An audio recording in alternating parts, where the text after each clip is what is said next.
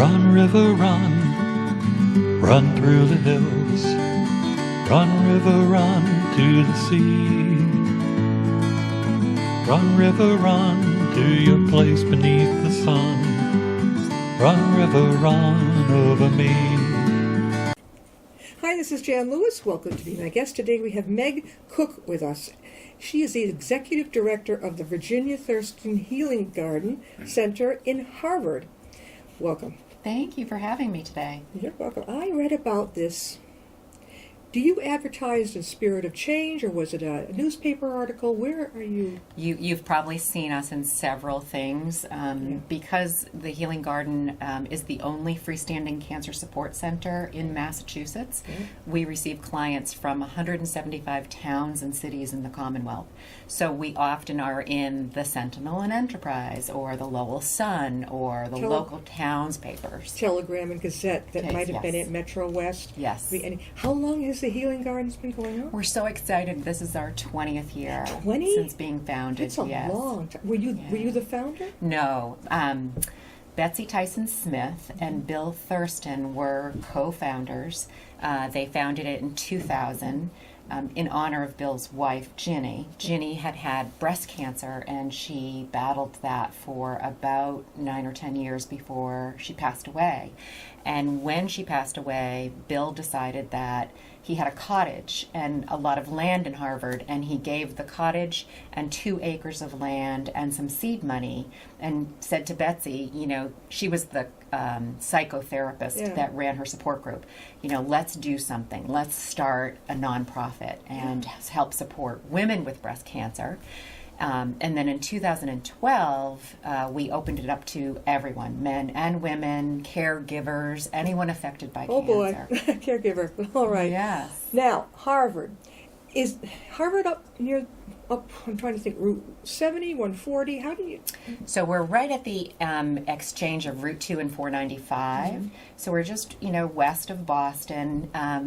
Very easily accessible to North Central and Central Mass, to Greater Boston. Mm-hmm. People think it's far away and out in the woods, but I guess Upton might be thought of that way too. But it really, it's right off of these major exchanges, and so I think that's why people are really gravitating towards the center. Mm-hmm. Also, we have, an enormous comprehensive program. She's going to tell us all about the services. Now, people come there. Is it like a retreat, the house, that type of thing? A retreat for people to come and stay overnight? Oh no, it's a day center.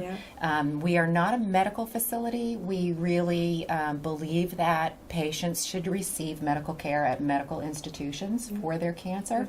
What we provide is integrative therapies that combine with that medical care plan and really enhance their ability to get through their treatments, to deal with the psychosocial aspect of having a potentially life-threatening disease, the challenges of the side effects of the surgeries and treatments. And so it's a great complement to the medical approach. 20 years ago, that was really very novel, and people wondered what exactly we were doing out there, but it's very mainstream now. A lot of research is being done into the mechanisms of how does acupuncture work? Why does this solve lots of the side effects that cancer patients experience? There's even research going on about sound therapy. What is it about the sound waves of instruments that actually resonate and are in a way very soothing to the central nervous system of people? And so what we know is that if we can help to reduce stress and anxiety in people, that actually promotes a better immune system. It reduces the inflammatory process, which kind of goes against when we're trying to treat. We really don't want all that stuff going on. We want a relaxed. They call it the mind-gut reaction. I had to learn that from my initially from my gastroenterologist at UMass. He prescribed something for me. I'm thinking, I don't think this is stomach medicine. He said, this. I have IBS. A lot of people out there have it, but it can be excruciatingly painful. stress could bring it on, maybe not eating right that day, whatever, but the connection. And then I think you start to feel the pain, or if you're having cancer and you're like, don't tense up, take the medicine, and relax. Right. Play. Stop doing what you're doing, and just, what color. Yeah. We're going to talk about, this is amazing to me. I don't know which one to show. Look at this. Now, this was by a former client, or customer, whatever, visitor. How do you? We refer to them as clients. Okay. They're patients, but we try not to talk about being a patient when they're with us. Yeah. So this is an example of an expressive art therapy class that was held at the Healing Garden. We have a relationship with Lesley University, and we bring on second-year master level expressive art therapists.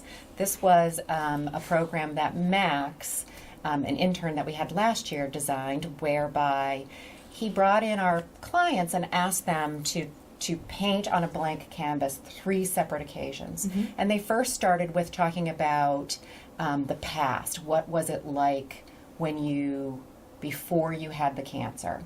And so they painted the canvas, and they talked and had imagery and things. And then there was a middle part. And then they came back again and they talked about, okay, what was it like when you were diagnosed and in treatment? Yeah. And then, and they painted over it again with more colors. Yeah. And the last time was come together and talk about what do you envision for your future beyond what the cancer has done to you.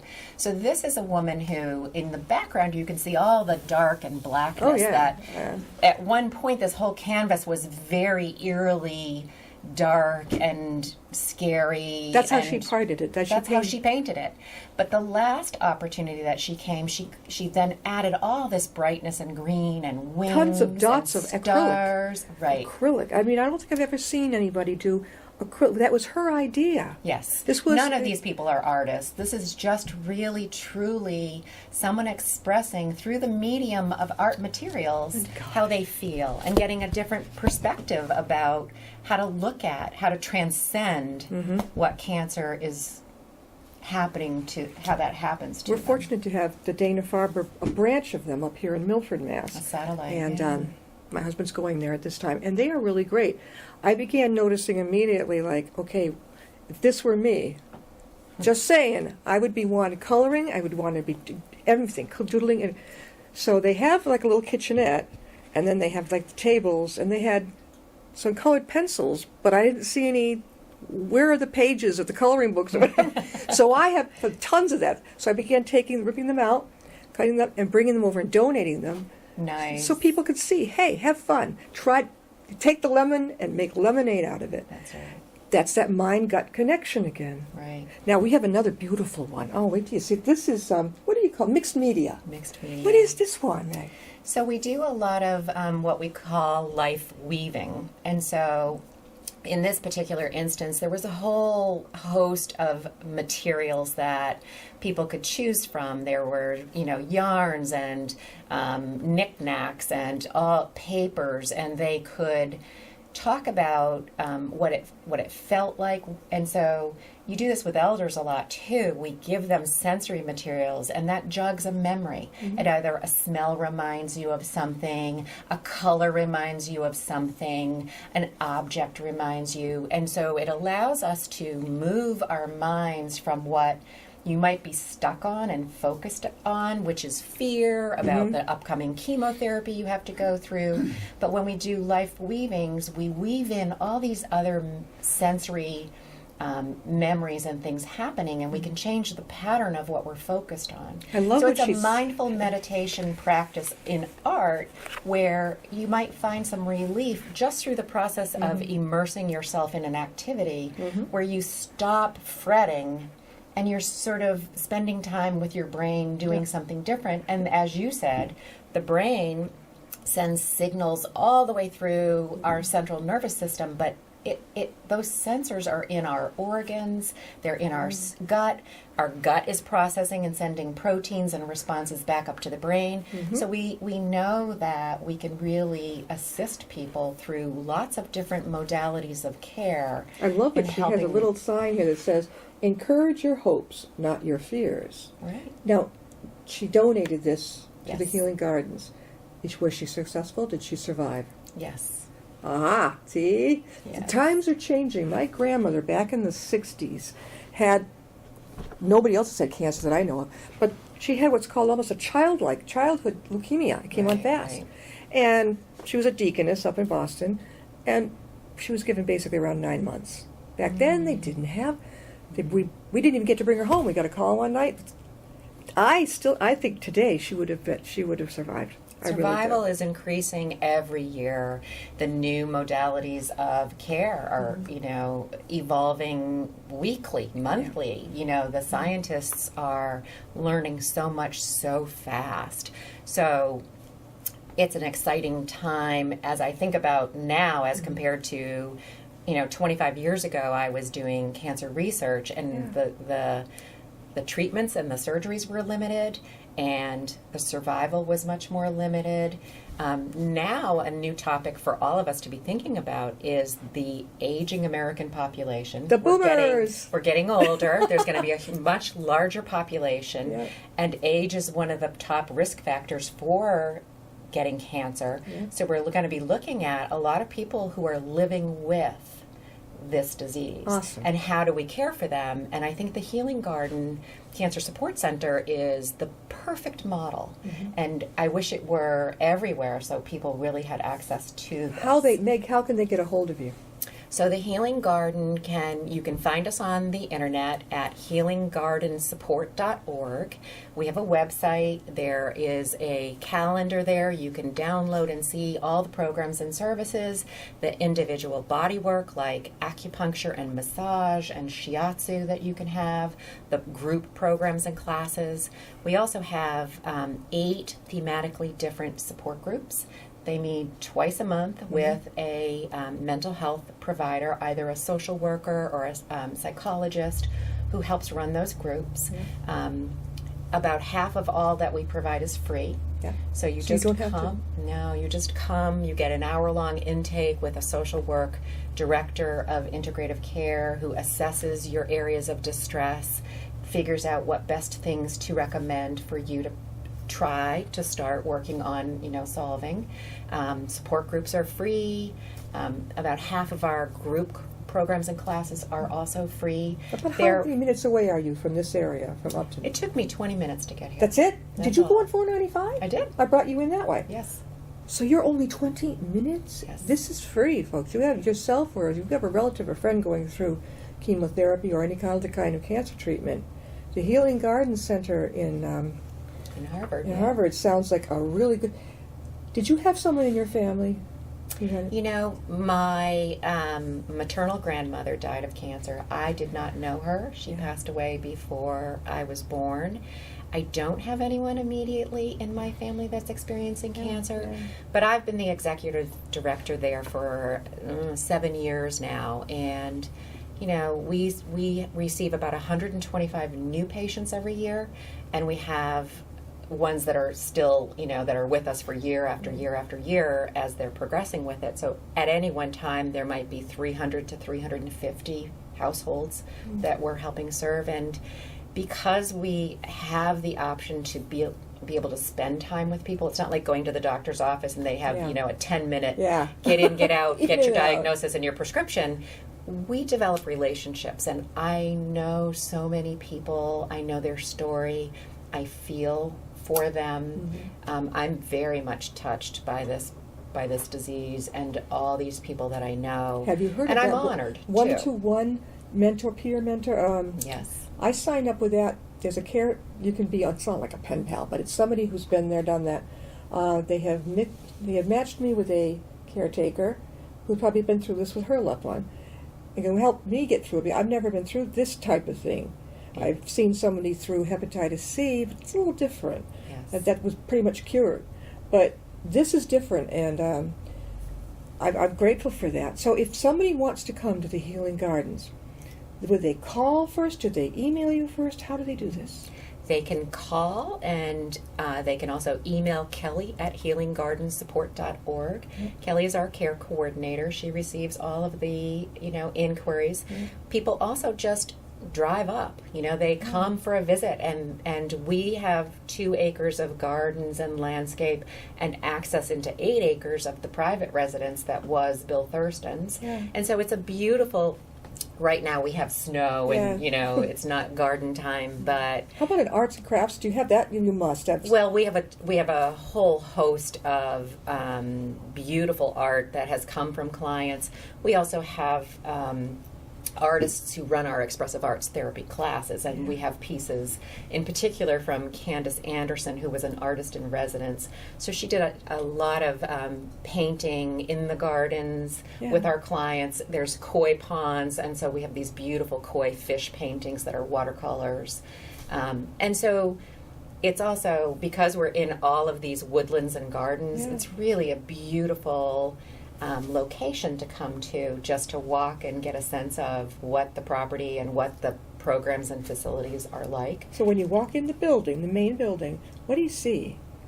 So there is this lovely piece of art installed right on the front wall that Candace Anderson did, and it's very unique. She painted, it's folded like an accordion, and it's a big, long 5-foot piece. Yeah. And if you stand in one perspective, you look, and all of the folds have poetry. And then if you stand on the other side and look, you can't see any of it because of the accordion fold, and it's all the floral watercolor. And what we tell people when they first come, this is indicative of how we talk to people. It's about learning to look from a new lens. So when you stand and see this and look from one perspective, it's one thing. And if you look the other way, it's another thing. And the same thing is true of life experiences. We may be able to teach you how to incorporate how you look at this situation in a different way that could be helpful to you. Have you thought of going up to Dana-Farber? Milford is 5 minutes up the road, and telling them about what you do and making sure patients know about this? We receive referrals from Dana-Farber, from Mass General, from UMass. They know about this then. They do. It's the first I had heard of it when I read about it. Yeah. The thing I think that's interesting is you wouldn't necessarily know about us if you have not been touched by cancer or don't know someone who has. But once patients are in those waiting rooms, they tell other patients. The nurses and nurse practitioners and doctors and radiation oncologists, hear from their patients. So they start to know. But if you haven't been touched, you probably, it hasn't come up in conversation. Meg, you said that you were in research. Now, where did you grow up? So I grew up in Acton, Mass. Okay, and you went to college? I went to UMass out in Amherst. Okay, and what did you major in? So I had a very unusual, at the time, back in the 70s and 80s, you could create a major. And so mine was a community service public health program that I focused on. And so my first job out of college was for the Eastern Cooperative Oncology Group, which was a national clinical trials research group. And so they were studying patients from all over the country that were in phase 3, so they were looking at phase 3 clinical trials. They were looking at whatever the best, most effective treatment was for a particular cancer against a new idea. So maybe adding another compound to the chemotherapy regimen, or changing how frequently it was being given, or whatever. And I was fascinated and felt like the work I was doing was really important. Was it real successful? Yes, I mean,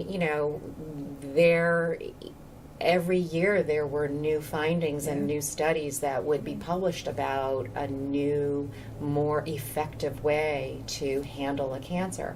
So I felt like we were moving research forward, we were moving people's wellness forward, and I had no idea about the kinds of things I'd be doing now, and that this would be effective as well. That was not common at the time. I think it's important for people to know that it's not a medical facility. Right. So if I had your cards or whatever you had and I left them like at Dana-Farber or whatever, people would then find out. They would know, continue with your medical care. But this is a free, I would say, relaxing and fun place to be.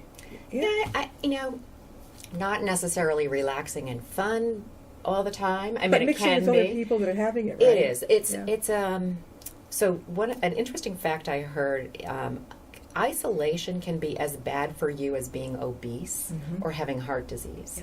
And so, when cancer patients feel like I'm the only one that's having this hard of a time with this, when they get into support group or into an expressive art therapy class and they realize,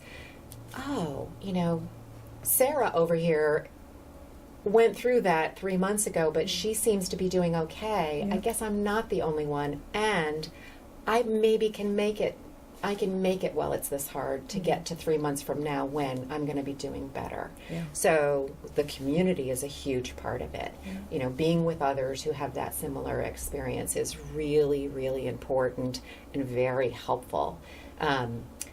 There are often times when people come and they've been stoic at home. They don't want to cry in front of their partner or their children.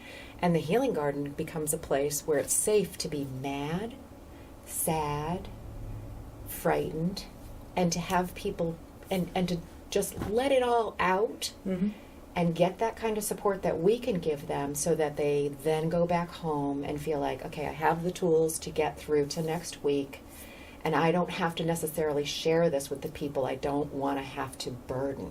Can they exchange emails or phone numbers? Of course. For support for each other? Yes, and many people yeah. make friends there, and they carry their relationships on outside of the times that they're at the Healing Garden. Men and women. Yes, men and How women. about children? Have you had any young ones? So we were never set up, or even in 2012 when we extended it to men and caregivers, we don't really have like a playroom and toys and the kinds of things you would want to have to handle.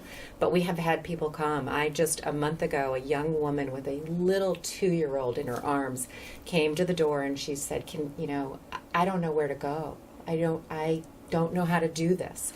And so we do, on a case-by-case basis, offer our services to families with young children. It's not the focus of what we do. And we have found, we thought a little bit about expanding program like that into young children, but each family, each set of parents have a different way that they handle their children. Yeah. A different group of language they might use about cancer. They might not ever say the word cancer to their child. Some might. And so they don't necessarily come together as groups because they're a little frightened about what you might say to my child versus what I might say to my child. So we find that it's helpful to help families on a one-by-one family situation, to give them the resources that we can, or to help direct them to other things. That's the other part that I think is really wonderful about the Healing Garden. Our 2 directors of integrative care are social workers. And so they know what we have at the Healing Garden, but they also know about other care that's out there to direct people to. So if they're having trouble because they're on disability and they're not working, and they're having trouble making their mortgage payments or paying for their fuel bill. You can help refer them? Yes, absolutely. Oh my gosh. So they know about all these other foundations that give out monetary grants to help support people. They know about all the programs that have camps for children whose parents are experiencing cancer and might need to be somewhere during the summer so the parent can go to treatment. Or, there's just a whole host of things that they help direct people to. This is fantastic. So many of us had no clue you were there. Meg, again, how can they get a hold of you there? So they can call us at 978-456-3532 and ask for Kelly. She's our care coordinator. They can go online and send an email to kelly@healinggardensupport.org. or on the website at healinggardensupport.org. No, or they can show up. You mentioned that. They can What's the just come to address? 145 Bolton Road in Harvard, Mass. 145 Bolton Road. And it took you 20 minutes to get here? It took me 20 minutes, and I'm not a leadfoot. No, neither am I. And you went, I hate the highway, but the majority of people do go on that. Yeah. 145 Bolton Road. In Harvard, Now, do they, Mass. a lot of the clients, patients, bring their caregiver to? They're welcome as well. They are. Often, if someone's a little nervous about talking about their own situation, they're shy, whatever, they're welcome to come with someone. And often, we ask, is it okay? Do you want your friend to sit in during the intake? Because some people want to be very private about what they tell us about, and other people are, no, I want my sister here with me my husband, my wife, my daughter to come. And so, we see that it's not just the person with cancer, it's all those people around them that are affected by it too. And so we have the capability to provide those supports for them. Now, you mentioned immunology. Is that something that the person going through chemo or whatever would have after it's done, during it, or how does that work? So I'm not a nurse or a doctor, so I pick up on, listening to people's stories. Sure. In the old days, there was surgery, then there was chemotherapy, then there was radiation therapy, and now we're having targeted gene therapy, immunotherapy. Some people receive immunotherapy in combination with their chemotherapy. Okay. Sometimes people have immunotherapy after chemotherapy. There's so many different ways, and it all depends on, the particular cancer and the point in time and what they've already received for therapies. It's all changing so quickly. We've been talking with Meg Koch, and she is the executive director of the Virginia Thurston Healing Garden Center in Harvard. This gives a whole more of a new slant on where people can go, see others who are going through this, see the staff. There are activities there. Do you ever have speakers come with upbeat? We do. The Healing Garden has an advisory council of about 45 members, and they are everything from some of our clients, some of our therapists. They might be medical people in the community. They may just be donors. I should point out that this is a nonprofit that relies 100% on philanthropy. Right. So we don't bill to people's insurance. So the way that this organization gets its operating budget is through fundraising. So donors are very important to us. Yeah. So when we get together with the advisory council, I rely on them, each of those individuals, for what they can do to help the organization. But then twice a year we meet and we bring in speakers. And they might be, people that are in the science side of what we're doing. So they might be talking about the current research that's going on in oncology. They may be specialists who understand more about the brain-body connection, and they talk about that piece. You give presentations, Meg. We're going to have to close in about a minute, but you give presentations. If there's people out there watching that would like to have you come. Absolutely. I go to Lions Clubs and Rotaries and to churches. I'm happy to speak about what we do. How do they connect with you? How would you go to them and say, this is what I can speak about, or do they come and say, would you come? Often I get asked. Okay. I am a little spread thin, just trying to fundraise and keep the organization going Has there been a book written about this place, Thurston? No. Not yet, huh? Not yet. No. That would be really great. Yeah. Yep.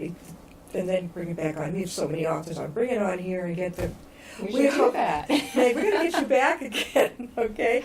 Yeah. Thank you for being with us. We'll get it back on because I think this is so important. If you're going through chemotherapy, you have a friend or another family member. I know I have a family member. It's good to know that this is here, because that one-on-one thing I'm going to be going through, it's free, the mentoring. I think, I'm not afraid to ask, hey, what did you do to get through it? Thank you so much. You're welcome. Thank you for sharing the news that the Healing Garden is there for folks that need it. Harvard, Mass. She says it's 20 minutes up, $4.95. I believe her. We'll see you next time on Being a Guest.